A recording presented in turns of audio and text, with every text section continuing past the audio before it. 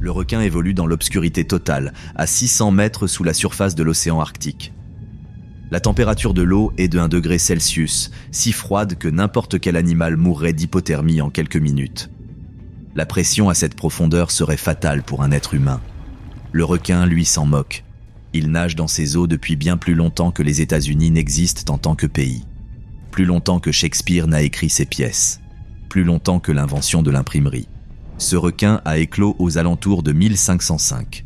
Il ne s'agit pas d'une estimation, mais d'une datation au carbone 14 du cristallin de son œil, une technique qui mesure les isotopes atomiques résiduels des essais nucléaires des années 1950. Le requin avait déjà 400 ans lorsque ces bombes ont explosé. Il a traversé 500 ans d'histoire humaine sans vieillir comme les autres animaux. Ses cellules ne se sont pas détériorées. Ses organes n'ont pas défailli. Son ADN n'a pas accumulé les dommages qui tuent tous les autres vertébrés de la Terre bien avant l'âge de 100 ans. Voici donc la question qui révèle quelque chose de profond sur les limites de la biologie. Comment le requin du Groenland peut-il vivre plus de 500 ans alors que toutes les lois de la biologie cellulaire disent que cela devrait être impossible ? Car lorsqu'on comprend la réponse, lorsqu'on observe les mécanismes précis qui permettent à cet animal de tromper la mort pendant un demi-millénaire, on réalise que le vieillissement n'est pas inévitable. Ce n'est pas une loi fondamentale de la nature qui impose à tous les êtres vivants de se décomposer et de mourir. Le vieillissement est un ensemble de processus biologiques. Or, le requin du Groenland a développé des mécanismes pour ralentir ces processus à un point tel qu'il semble contredire tout ce que nous savons du fonctionnement cellulaire. C'est de la biologie extrême. Et une fois que vous aurez vu comment ils font, vous comprendrez pourquoi les scientifiques qui étudient ces requins ont peut-être trouvé la clé pour comprendre le vieillissement lui-même. Au large des côtes du Groenland, des chercheurs viennent de remonter à bord d'un requin gigantesque. Il mesure 4,80 mètres de long, pèse plus de 900 kilos et se déplace si lentement qu'ils l'ont d'abord cru mort. Mais il n'est pas mort. Il opère simplement à une échelle de temps qui, en comparaison, rend les autres prédateurs frénétiques. Le requin du Groenland est l'espèce de requin la plus lente jamais mesurée. Sa vitesse de pointe est d'environ 2,5 km/h, soit moins vite qu'un être humain à pied. Un phoque, l'une de ses principales proies, peut nager à 24 km/h. Un nageur humain peut donc facilement distancer un requin du Groenland. Et pourtant, ces requins chassent les phoques avec succès. Ils attrapent des poissons. Ils survivent en tant que superprédateurs dans l'un des environnements les plus hostiles de la planète, malgré des mouvements qui semblent s'effectuer au ralenti. Cela n'a aucun sens. Les prédateurs sont censés être rapides. La vitesse est essentielle pour attraper une proie. La vitesse est essentielle pour éviter de devenir soi-même une proie. Tous les prédateurs qui ont prospéré sur Terre, lions, faucons, marlins, orques, ont évolué pour être plus rapides que leurs concurrents. À l'exception du requin du Groenland, ce dernier a évolué pour être lent, délibérément, systématiquement lent. Et cette lenteur est directement liée à sa longévité exceptionnelle de 500 ans. Voici ce que les chercheurs ont découvert en étudiant le métabolisme des requins du Groenland. Ces animaux fonctionnent au niveau d'énergie strictement minimal nécessaire à leur survie. Leur rythme cardiaque est d'environ 20 battements par minute. Le cœur d'un grand requin blanc bat de 40 à 50 fois par minute. Le cœur humain bat de 60 à 100 fois par minute. Le cœur du requin du Groenland pompe le sang 2 fois moins vite que celui des autres requins, assurant le strict minimum pour maintenir l'oxygénation des tissus. Leur métabolisme, c'est-à-dire la vitesse à laquelle leurs cellules consomment de l'énergie, est parmi les plus faibles jamais mesurées chez un prédateur actif.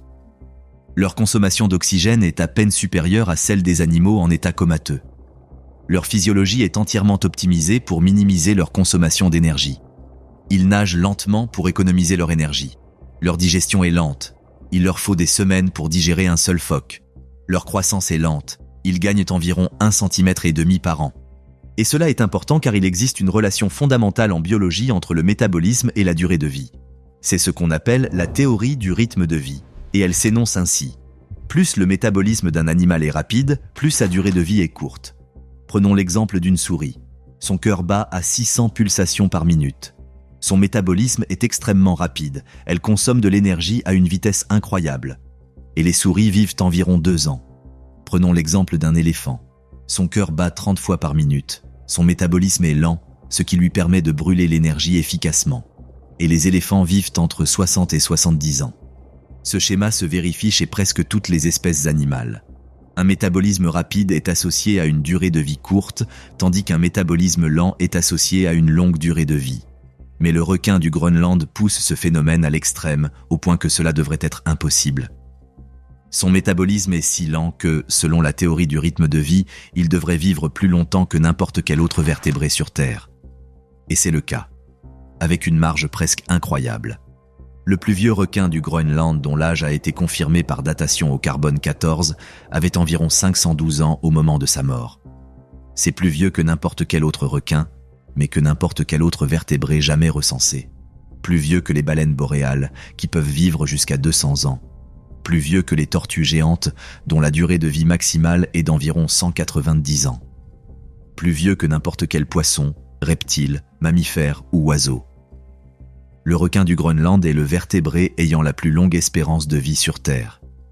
Il y parvient grâce à une suppression métabolique si extrême que ses cellules fonctionnent en quelque sorte en mode économie d'énergie depuis 5 siècles. Mais un métabolisme lent à lui seul n'explique pas une longévité de 500 ans. Car même un métabolisme lent produit des déchets. Même les cellules efficaces génèrent des sous-produits toxiques. Même une consommation d'énergie minimale engendre des dommages oxydatifs à long terme. Voici le problème fondamental du vieillissement. Vos cellules consomment du carburant pour produire de l'énergie. Ce processus génère des radicaux libres, des molécules instables qui endommagent l'ADN, les protéines et les membranes cellulaires. Au fil des décennies, ces dommages s'accumulent. Les cellules cessent de se diviser correctement. Les tissus se dégradent. Les organes dysfonctionnent.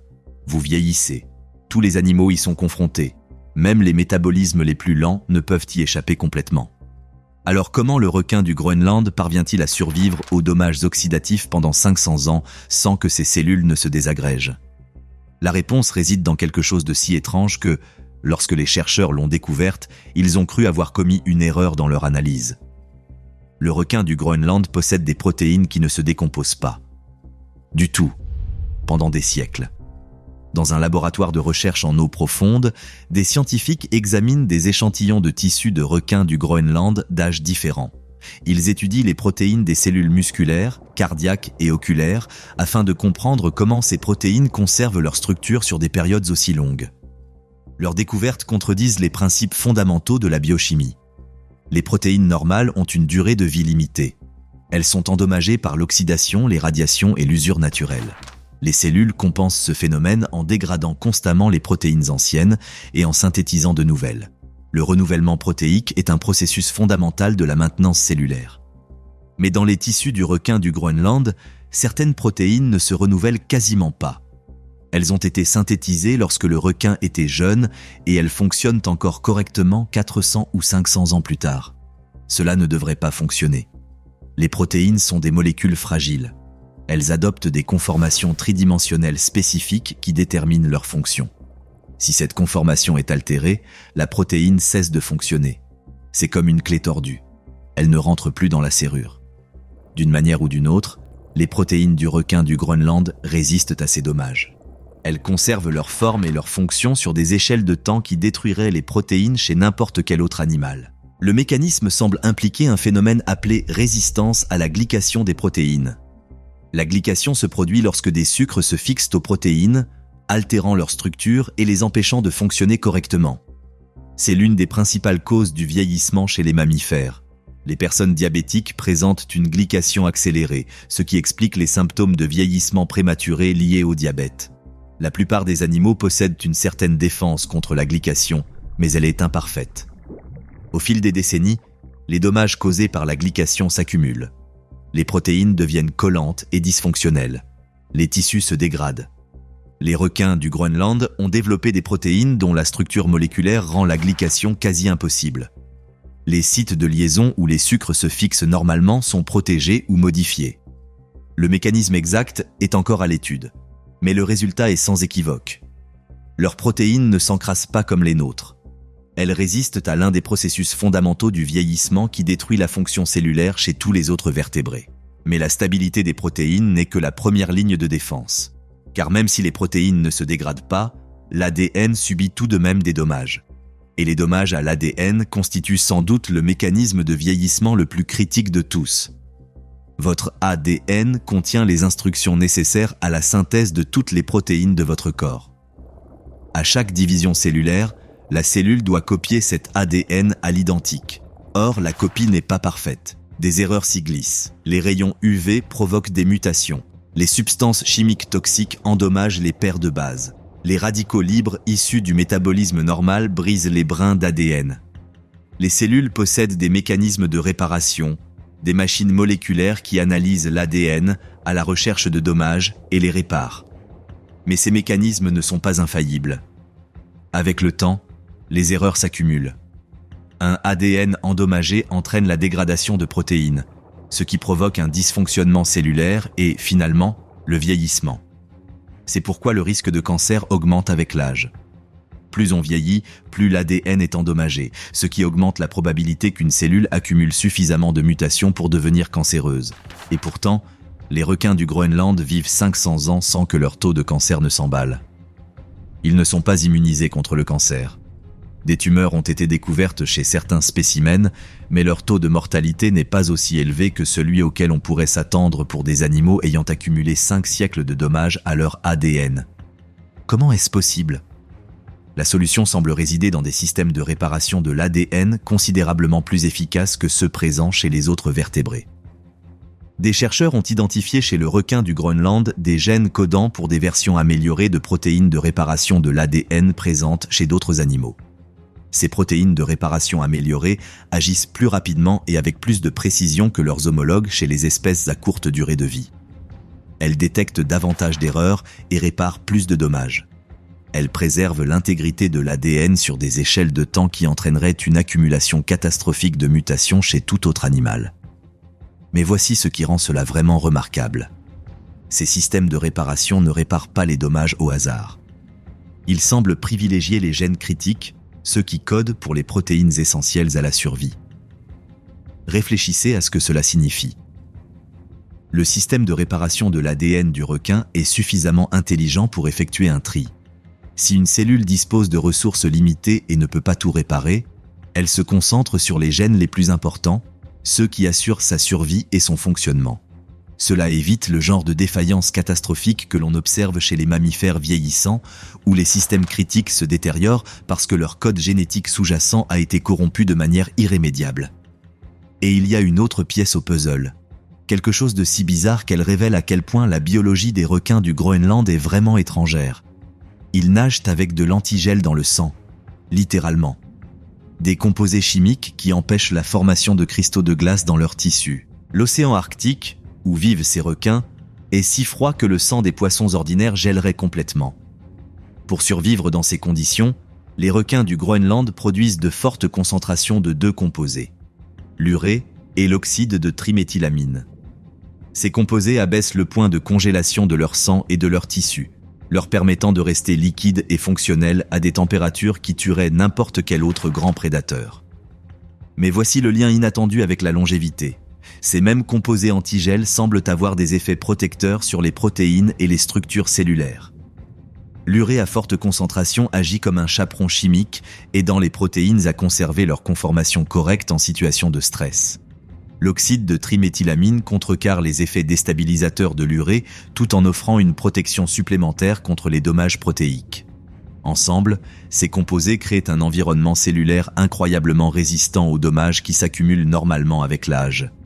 C'est comme si le requin avait développé par hasard un mécanisme de longévité en résolvant un tout autre problème. Il avait besoin d'antigel pour survivre dans les eaux arctiques. Or, cet antigel qu'il a développé le protège aussi du vieillissement. C'est l'évolution qui a un coup de chance. La solution à un problème en résout un autre, sans aucun lien apparent. Et lorsque l'on combine tous ces mécanismes, le métabolisme extrêmement lent, les protéines résistantes aux dommages, la réparation améliorée de l'ADN, les effets protecteurs des composés antigels, on obtient quelque chose d'inédit. On obtient alors un animal qui vieillit si lentement qu'il semble à peine vieillir. Mais il existe un autre aspect de la biologie des requins du Groenland, encore plus étrange que leur longévité extrême. Et le comprendre révèle quelque chose de profond sur les compromis nécessaires pour vivre 500 ans. Tous les requins du Groenland qui nagent dans l'océan Arctique sont aveugles. pas aveugles au sens figuré, mais réellement aveugles au sens propre. Leurs yeux sont couverts de parasites. De petits crustacés appelés copépodes se fixent à la cornée du requin et pendent devant ses yeux comme d'horribles ornements. Ces parasites endommagent de façon permanente les tissus oculaires, détruisant ainsi la capacité du requin à voir clairement.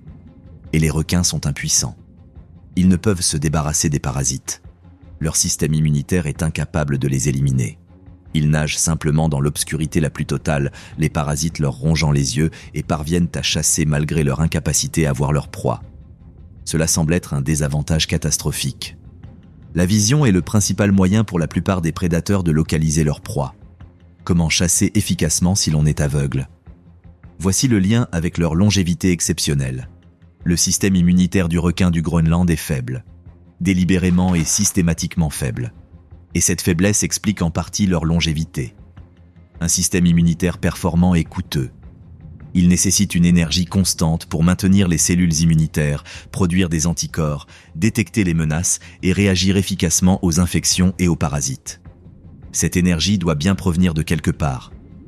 Pour la plupart des animaux, posséder un système immunitaire robuste est essentiel car les infections et les parasites peuvent être mortels en un rien de temps. Mais pour le requin du Groenland, vivant dans des eaux quasi glaciales et doté d'un métabolisme extrêmement lent, le maintien d'un système immunitaire robuste exigerait une énergie qu'il ne peut se permettre. L'évolution a donc fait un compromis. Le système immunitaire du requin fonctionne au ralenti.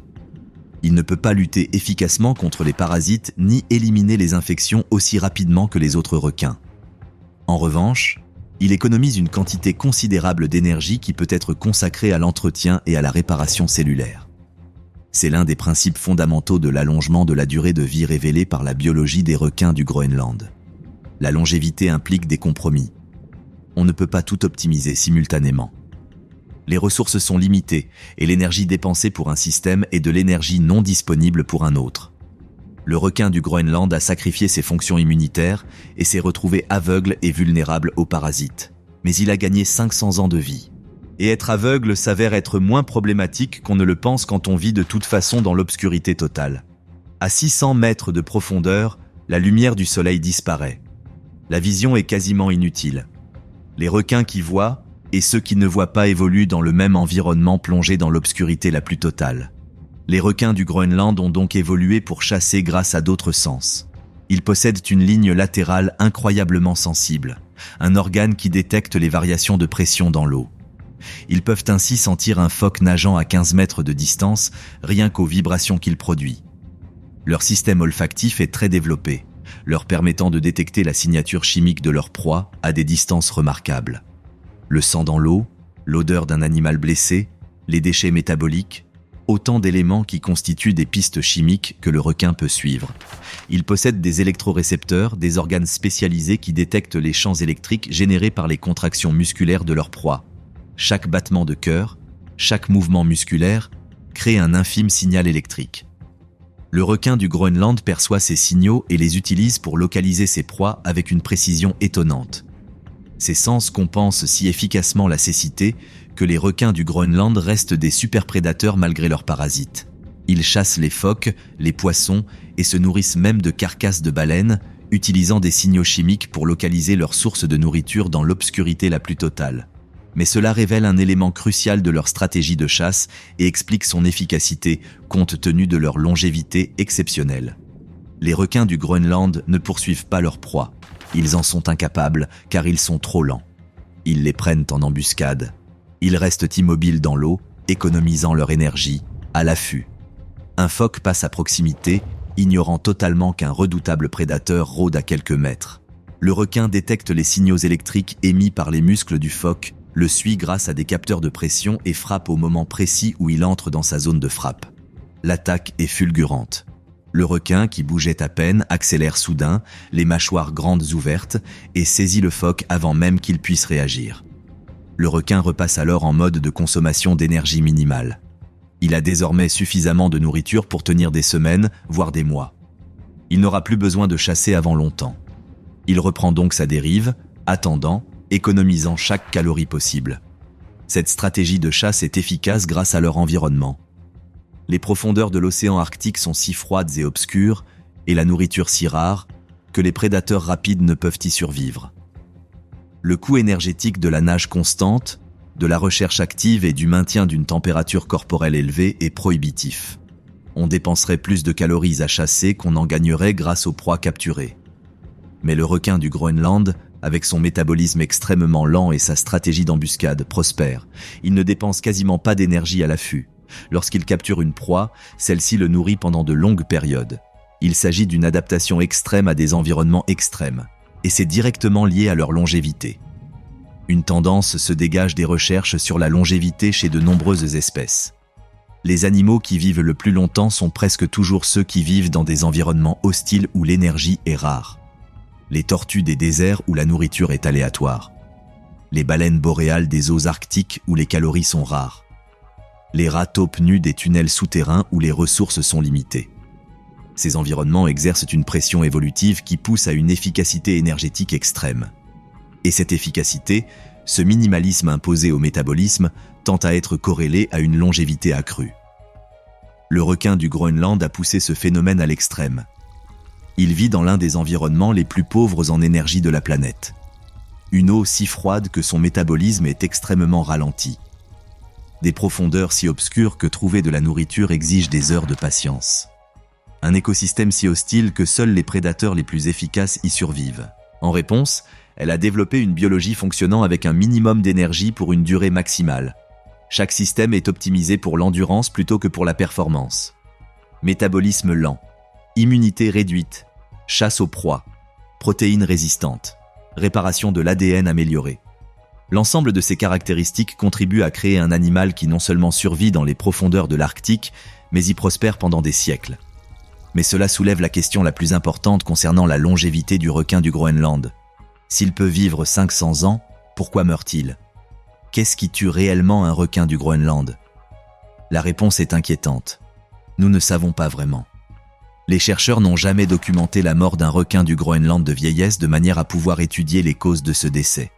Les requins qu'ils ont examinés ont été soit capturés accidentellement lors d'opérations de pêche, soit trouvés déjà morts, ce qui empêche de déterminer s'ils sont morts de vieillesse ou d'une autre cause.